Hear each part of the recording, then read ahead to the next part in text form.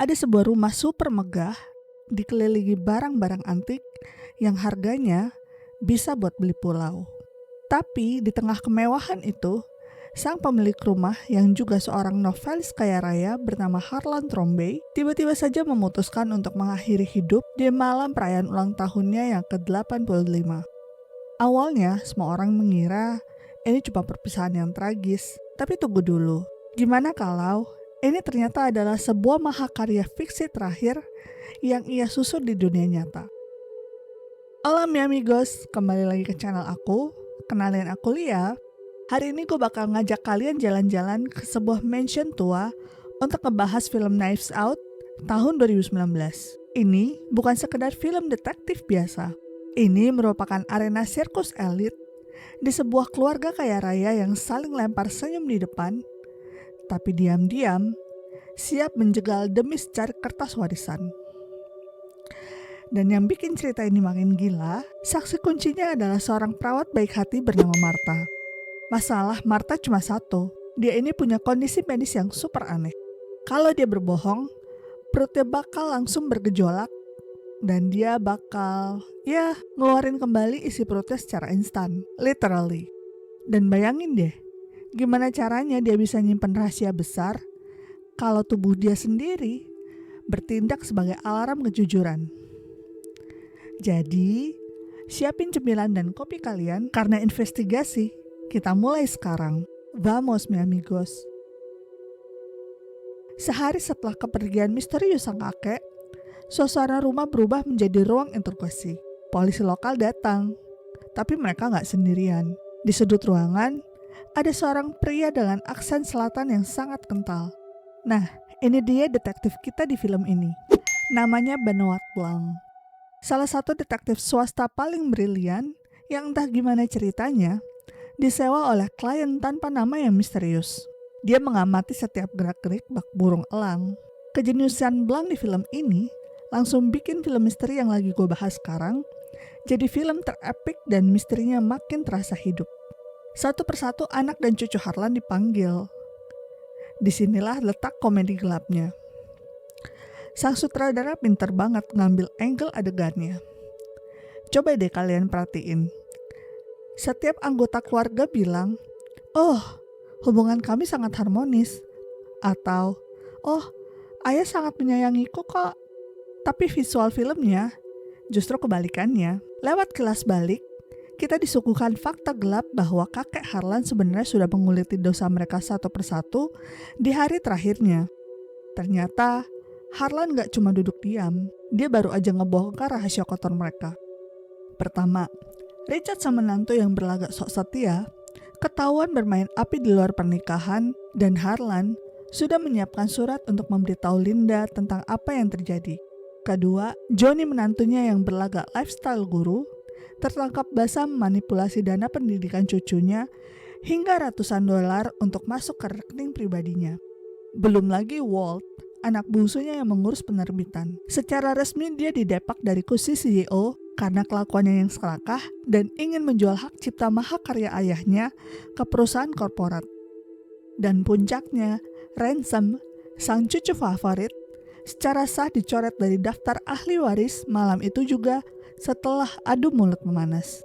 Dari sini kita bisa lihat semua orang punya rahasia beracun dan semuanya punya alasan kuat untuk berharap kakek Harlan beristirahat lebih cepat dari jadwal sebenarnya. Dan di sini, Blanc mulai memainkan trik psikologisnya. Dari awal dia tahu ada yang gak beres, dan gak ada yang murni di dalam keluarga ini. Kecuali satu orang, yaitu Martha. Blanc yang cerdik akhirnya merekrut Martha sebagai asisten pribadinya selama investigasi berlangsung. Kenapa? Ya, karena itu tadi, Martha gak bisa bohong. Dan di titik ini, kita sebagai penonton disuguhkan sebuah misteri keluarga kaya raya yang dikemas dari sudut pandang yang gak biasa. Lalu, kita diajak masuk ke memori Martha di malam kejadian. Tapi tunggu dulu, kita di sini harus ngerem dikit karena ada sebuah insiden yang terjadi di kamar kakek Harlan malam itu. Sebuah insiden pertukaran botol obat yang bikin detak jantung Martha seakan mau copot. Harlan yang sadar bahwa waktunya di dunia ini sisa hitungan menit akibat reaksi kimia tersebut, justru melakukan hal yang di luar nalar. Sebagai penulis misteri, Harlan merancang alibi sempurna untuk menyelamatkan Martha dari jeratan hukum. Harlan pun meminta Martha pulang untuk memalsukan waktu kepergiannya, lalu menyelinap kembali lewat jendela dan membiarkan Harlan membuat penyelesaian sepihak dengan menggoreskan benda tajam koleksinya. Harlan mengubah insiden medis tersebut menjadi teka-teki ruang tertutup yang sempurna. Oh iya, by the way, sebelum kita bahas konflik yang lebih panas, coba deh kalian ketik di kolom komentar.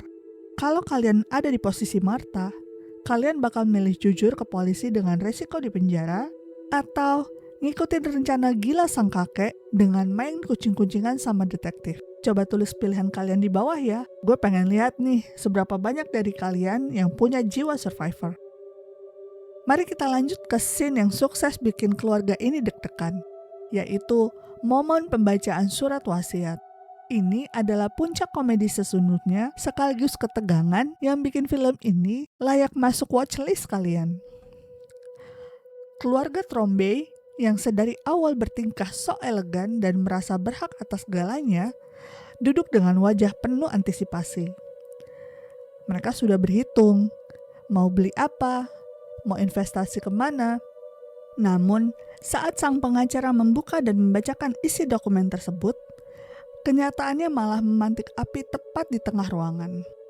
Karena ternyata, kakek Harlan dengan kesadaran penuh mencoret semua nama anak dan cucunya dari daftar ahli waris. Rumah mewah, perusahaan penerbitan, hingga aset senilai jutaan dolar 100% jatuh ke tangan sang perawat, Martha Cabrera. Ada gila-gilanya nih kakek. And otherwise, I leave in their entirety to Martha Cabrera. Pas dengar kenyataan itu, urat leher keluarga Trombe yang tadinya santai langsung menegang. Suasana yang tadinya penuh senyum palsu berubah menjadi kebun binatang. Mereka yang awalnya memanggil Martha dengan sebutan keluarga kami, langsung menyerang, memaki, dan menunjukkan wajah asli mereka yang penuh dengan keserakahan. Ini adalah scene yang sangat satisfying buat ditonton. Melihat orang-orang sombong, kehilangan segalanya hanya dalam satu kedipan mata. Martha yang panik memutuskan kabur dari rumah itu. Dan coba tebak siapa yang datang menyelamatkannya. Ransom menawarkan bantuan. Tapi hey, di dunia Harlan Trombe, apakah ada yang namanya kebaikan tanpa pamrih? Saat Martha dan Ransom sedang membahas apa yang sebenarnya terjadi di sebuah kafe, keluarga sang kakek yang lainnya meneror tanpa henti. Mereka terus-terusan menelpon Martha dan melemparkan guilt trip atau tangisan palsu. Sampai puncaknya, mereka menggunakan kartu as paling kotor. Keluarga elit ini mengancam akan membongkar status keimigrasian Ibu Martha yang kebetulan masih menjadi imigran gelap. Mereka menekan mental Martha, berharap gadis itu menyerah dan mengembalikan warisan tersebut secara sukarela. Film ini nggak pernah membiarkan detak jantung kita stabil. Ini adalah film teka-teki terseru yang terus berputar. Martha dan Ransom mulai bekerja sama, sementara Blanc terus nempel di belakang mereka kayak bayangan. Seakan teror dari keluarga Trombe belum cukup, film ini melempar bensin tambahan ke dalam api. Di tengah badai kepanikan, sebuah amplop tak bernama mendadak mendarat di tangan Martha. Begitu dibuka, isinya sukses bikin aliran darah Martha seakan membeku. Di dalamnya terdapat sepotong salinan dokumen dari laboratorium forensik. Dokumen yang seharusnya rahasia berisi komposisi cairan di dalam tubuh kakek Harlan malam itu. Dan di bawahnya terukir sebuah kalimat intimidasi yang sangat mencekik. Aku tahu apa yang kamu lakukan. Ternyata, seseorang di luar sana yang entah siapa bayangan misterius ini tidak hanya tahu tentang kelemahan Martha, tapi juga berencana memerasnya habis-habisan. Kantor laboratorium medis aslinya pun tiba-tiba saja lenyap dilalap api untuk menghapus jejak sang pemeras. Disinilah Benoit Blanc mengeluarkan dialog legendarisnya yang sangat puitis namun absurd. Dia mengibaratkan kasus ini seperti sebuah donat. Ya, donat ada lubang di tengahnya. Tapi begitu kamu melihat lebih dekat, di dalam lubang itu ada donat lain yang lebih kecil, yang juga punya lubang di tengahnya. Yang intinya, setiap kali Blanc merasa menemukan kebenaran, akan selalu ada ruang kosong yang membuktikan bahwa ada dalang lain yang menggerakkan pion-pion di atas papan catur ini. Jika Martha yakin dialah penyebab awal menurunnya kesehatan kakek Harlan, lalu siapa mastermind yang mengirim surat intimidasi dan membakar laboratorium tersebut? Di titik ini, persepsi kalian bakal diputar lagi 180 derajat. Apa yang kelihatan sejak awal bukanlah kebenaran utuh. Dan ya, cerita gue stop di sini karena gue gak mau menghancurkan keseruan kalian dengan membocorkan siapa sosok sutradara bayangan di balik semua kekacauan ini. Dan gue juga pengen kalian ngeliat gimana caranya Blanc nyatuin kepingan teka-teki terakhir dan apakah Martha akhirnya berhasil mengalahkan kelicikan keluarga elit tersebut. Film ini merupakan mahakarya yang harus kalian saksikan sendiri. Yang jelas, Knives Out bukan sekadar bercerita tentang pencarian pelaku. Ini merupakan sindiran tajam tentang kelas sosial, keserakahan, dan bagaimana orang baik yang bersenjatakan kejujuran murni bisa bertahan di kolam yang penuh dengan buaya kelaparan. Gimana nih menurut kalian? Apakah kalian tertarik buat ikut masuk ke dalam labirin donat milik detektif Blanc?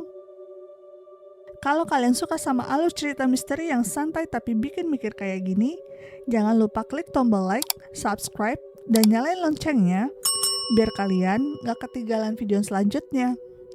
Karena gue bakal bawain lebih banyak kasus dan film misteri seru lainnya buat kalian. Gracias mi amigos. Adios.